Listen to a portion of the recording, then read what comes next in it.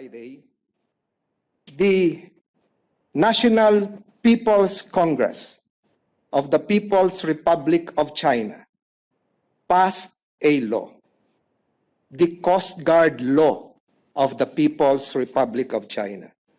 The law, for the first time, Mr. President, explicitly allows its Coast Guard to fire on foreign vessels,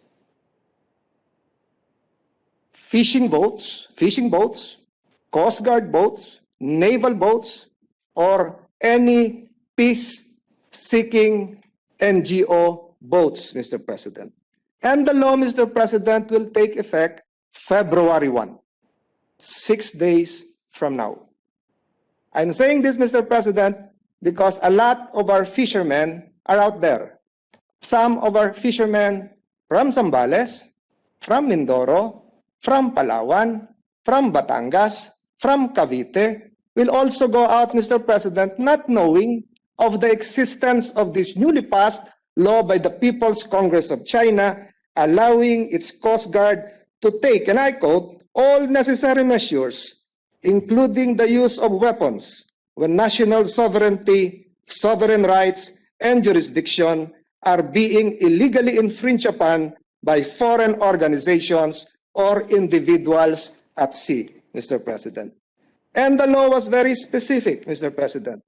It specified the circumstances under which the different kinds of weapons handheld, I'm referring to pistols or rifles, shipborne, I'm referring to shipborne missiles, for instance, Mr. President, or airborne, coming from planes, can be used.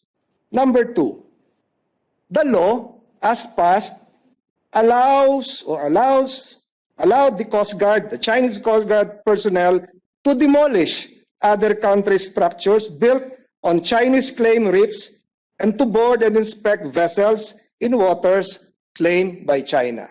Again, Mr. President, I worry for our fishermen coming from Zambales, Cavite, Batangas, Mindoro, and the rest of the eastern seaboard who will venture out into that.